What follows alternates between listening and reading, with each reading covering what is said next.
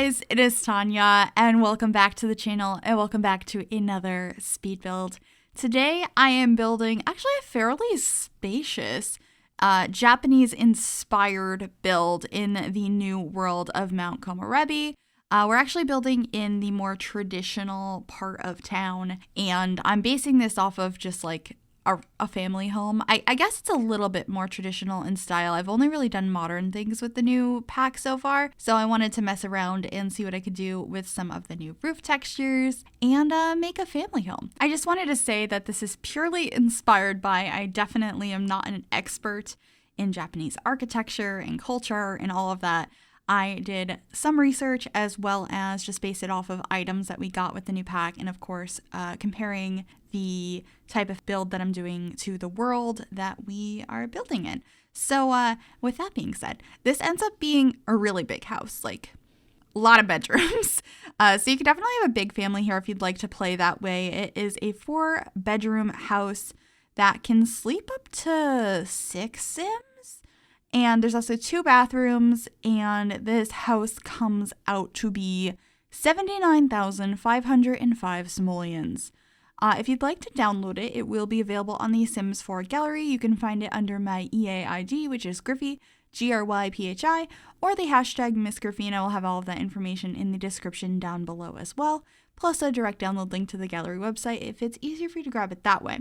And also, if you're ever curious where a lot should be placed, you can see the name of the lot in the upper left corner of the screen, which for this particular build is 531 Shinrinyoku, which I'm probably pronouncing horribly. I apologize for that, but I just thought I'd let you know where this is placed. So I'm working on the front yard right now. There's only really a front yard. I don't have a backyard in this house. There's not really a lot of space for it, and I didn't feel like it fit very well. So there's a pretty big front yard. I have it fenced in. Part of this is concrete, trying to make it blend in with the surroundings.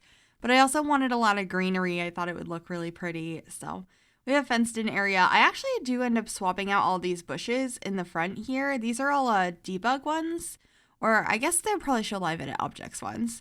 There's a pea bush or a woohoo bush, as whichever you'd prefer to call it, and just some other bushes there. But I don't think I keep either of those in the end.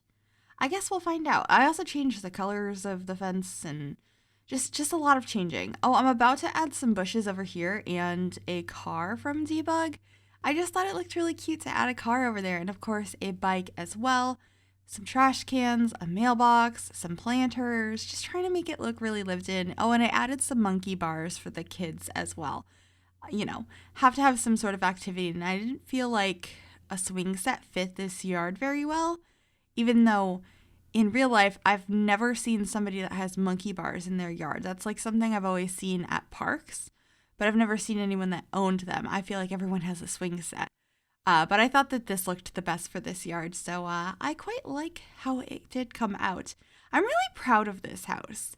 Like I said, I don't know if it's the most accurate, but it was a lot of fun to build, and it took me forever. It took me absolutely forever. But it was really, really fun to do, and I'm playing around with the roof here. And also a little bit later, I'm like, I have 2 upstairs levels. Should I connect them? And it took me a little bit too long to decide to do so. So for a while, there's just 2 upstairs. Okay, it didn't take that long. I just did it right now. But in real-time recording, that took me a while to decide. I was like, oh, yeah. Like, I think I left it separated for like a whole day because this was built over the course of a few different days. Adding some more plants around. Like I said, I had changed my mind about the landscaping a couple different times, but it looks like we're inside working on the floor plan now. And I changed the wood floors many times. That's not surprising whatsoever, based on how indecisive I am. But the staircase is going to go in the middle here. I thought that made the most sense since there are 2 very distinct sides of the upstairs. The floor plan was a little bit finicky to figure out over on the left side though, but it ended up working out in the end. There ends up being 4 bedrooms upstairs and 1 bathroom, and then the other bathroom is downstairs. So lots of space, but you could totally repurpose any of the bedrooms for a smaller family. You could have like a home gym or an art studio or a yoga room. Ooh, a yoga room sounds cute. I guess it's very similar to a home gym, but like a Zen yoga room. Oh, that sounds so peaceful. Anyway, we're down here in the living room. I'm playing around with tatami mats. I did the same thing in the dining space, although I changed the color of them and I play around with the design a little bit. I'm pretty sure this is the one I go with, but I kept messing it up. But just placing some beds in the bedrooms. So I'm like, okay, this is where the different bedrooms are going to go. Trying to figure out the best layout. And then we should be popping back downstairs to continue furnishing that. I just wanted to figure out where the rooms were going to go up here. I'm pretty sure that I start downstairs with the kitchen area, but I think we're going to change the color of the tatami mats in the dining space first, and then start working on the kitchen. So I decided not to use the new countertops in here because they just felt a little bit too modern for the space.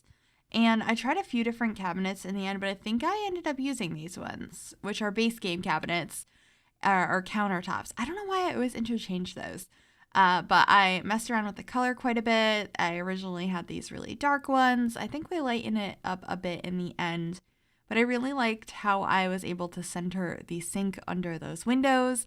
It's kind of finicky to do that. I wish it wasn't so difficult, but I do like how it came out, so I was happy with that decision. We also have these light cabinets that came with Jungle Adventure. I think they look so nice because they match the wall. This kitchen is very experimental, I will say that. We're using a bunch of different things that typically wouldn't go together, and I don't blame you if you don't like how it comes out. I think it was kind of fun. I do like how it came out, but I acknowledge that it looks a little odd. And then this is going to be the dining state. The dining space.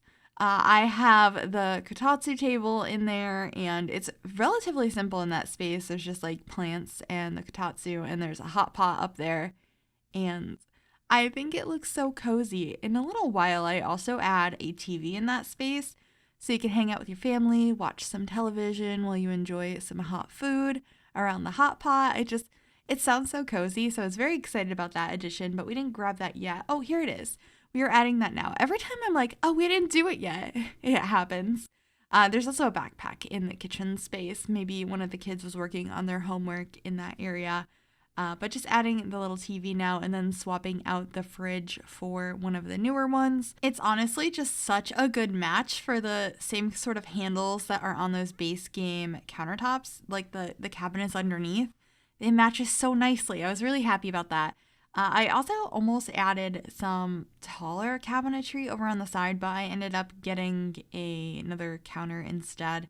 And we're adding a little bit more clutter to this shelving unit that I have over on the wall the stove is on.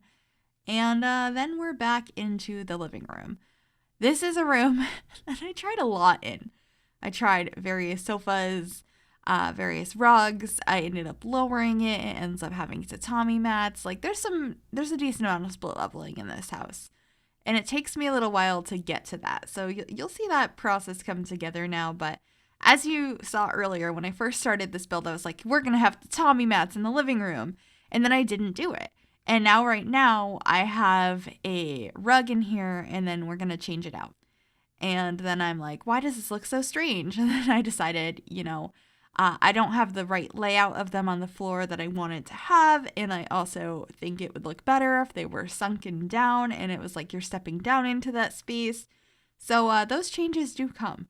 I also decided that this sofa from Eco Lifestyle would be perfect because it kind of looks like a family couch to me more so than just like a single sim lives here.